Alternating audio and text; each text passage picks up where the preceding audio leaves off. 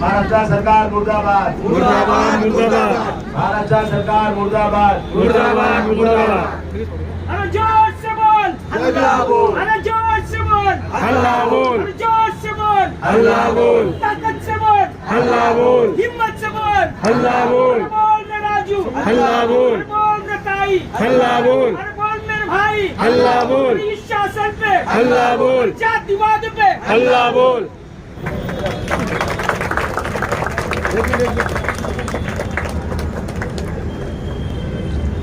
आणि दीपक अण्णा गायकवाडला विनंती करतो की दिलीप जगताप साहेब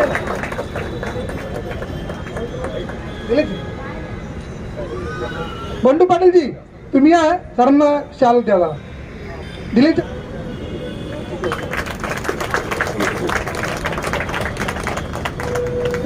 डॉक्टर बाबासाहेब आंबेडकरांचा आमदार अबू आझमी साहेबांच्या हस्ते पुण्यात समाजवादी पक्षाच्या कार्यालयाचं उद्घाटन होत आहे कोंडव्यामध्ये.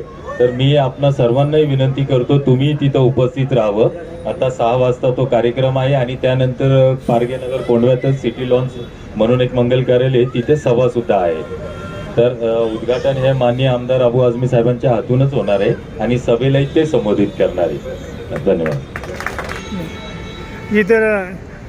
इधर जो गवर्नमेंट ने इन लोगों के ऊपर अन्याय किया है इसके बारे में आप क्या आवाज़ उठाएंगे? हमें अफसोस इस बात का है कि हमको 78 साल होने जा रहा है आज़ादी को, आज भी भूखे नंगे पड़े हैं लोग.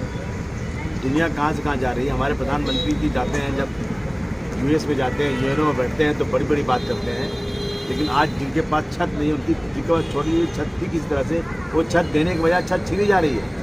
यहाँ 70 सालों से लोग आबाद हैं, यहाँ पर लोगों की दुकानें तोड़ी जा रही हैं. मैं समझता हूँ अब पहली बात है, ये तय है, ये हाईकोर्ट का जजमेंट है कि बरसात के मौसम में किसी का भी घर तोड़ा नहीं, चाहे कैसा भी घर हो, तोड़ा नहीं जा सकता.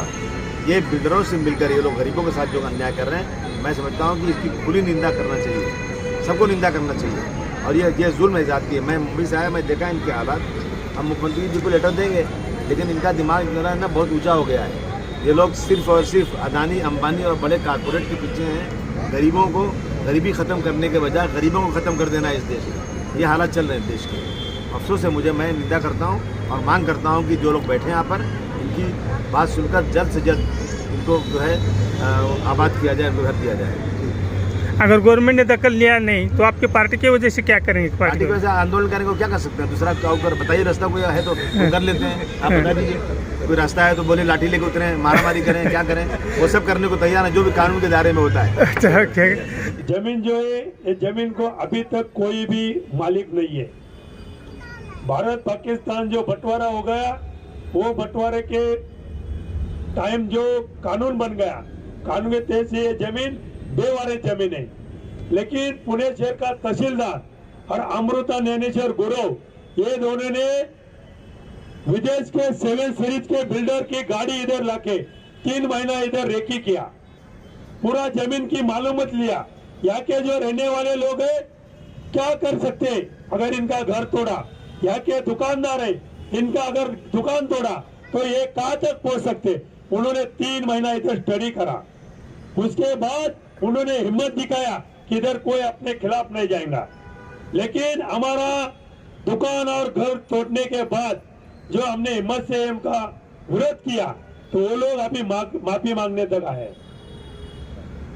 कम से कम 100 करोड़ रुपए उन्होंने टोकन उठाया.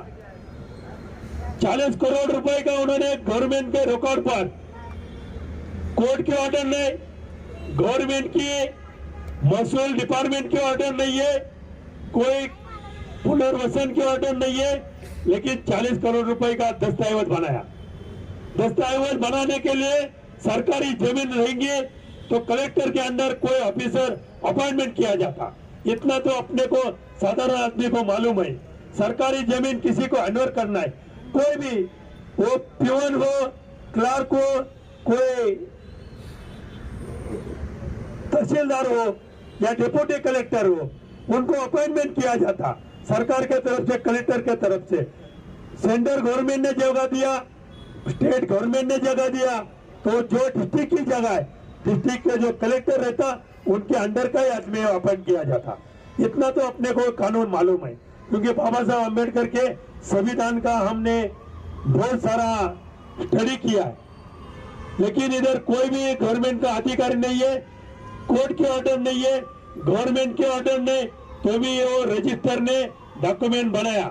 अभी वो लोग भी बोलते कि उन्होंने गलती से कुछ तो किया, गलती से इतना बड़ा हमारा संसार उद्ध्वस्त करने का काम तुमने कैसा किया, ये सवाल लेके हमने इधर तुम्हारे खिलाफ आंदोलन किया। ऐसा परसों के दिन जो विधायक है अपना रविंद्र दंगेकर, दबंग विधायक, उसने पुलिस कमिश्नर को बोला, रजिस्ट्रार को बोला, तहसीलदार को बोला, मेरे को 2 दिन में अगर तुमने लेखी जवाब नहीं दिया तो तुम्हारे सामने तुम्हारे ऑफिस में बेमुदत अनशन को ये लोग को लेके बैठेगा।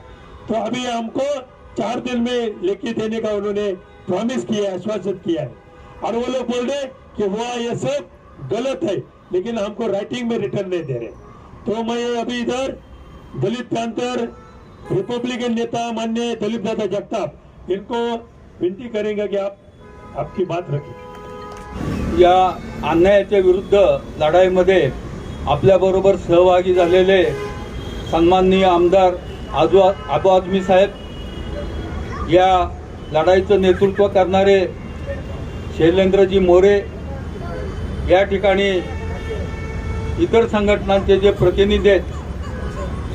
मित्रांनो, न्यायालयाचे अनेक निर्णय आहेत। पावसाळा असताना कुठलंही बांधकाम तोडायचं नाही, बरोबर ना आझमी साहेब? असे न्यायालयाचे अनेक निर्णय आहेत। परंतु या ठिकाणी शैलेंद्र मोरे यांनी मला वाटतं की गेल्या 100 वर्षाचा सर्च रिपोर्ट या ठिकाणी काढलेला आहे आणि तो अत्यंत उपयुक्त आपल्या पुढच्या लढाईसाठी होणार आहे। मला वाटतं की या ठिकाणी जो काही भ्रष्टाचार झालेला आहे, संपूर्ण यंत्रणा ही सडलेली आहे आणि या ठिकाणी जो काही भ्रष्टाचार झालेला आहे किंवा या सर्व प्रकाराच्या चौकशीची मागणी मला वाटतं आबू आझमी साहेब हे करतीलच। परंतु या ठिकाणी जे दुकानदार आहेत, व्यावसायिक आहेत, इतर जी घरं होती, या घरांवर जो बुलडोझर चालवलेला आहे त्याचा मी पहिल्यांदा निषेध करतो आणि आपल्या वतीनं जर काय निवेदन वगैरे द्यायचं असेल, मी मुंबईला गेल्यानंतर निश्चित देईन। आबू आझमी साहेब तर देतीलच, परंतु आम्ही रिपब्लिकन पक्षाचे लोक कायम अन्याय अत्याचाराच्या विरोधात उभे राहिलेलो आहोत आणि आम्ही आपल्या सर्वजण आपल्या पाठीशी आहोत, एवढंच या ठिकाणी बोलतो। जय भीम। अभी यहाँ पे आबू आझमी साहब शासन ने जो गलत किया उसका ये निषेध करेंगे। हमारे पार्टी के अध्यक्ष अनिस साहब, आदरणीय शैलेंद्र मोरे जी, दीपक गायकवाड़ साहब, श्रीनाथ कांबले जी, अज्जू शेख साहब, इरफान साहब और यहाँ मौजूद तमाम पक्षी लोग और हमारी बेटी भाई और बहनों,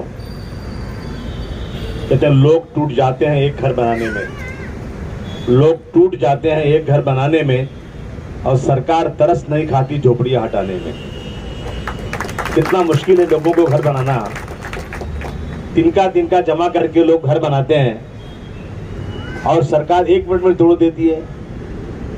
मैं समझता हूं कि सरकार की पूरी जिम्मेदारी है कि जिनके पास घर नहीं उनको घर दे।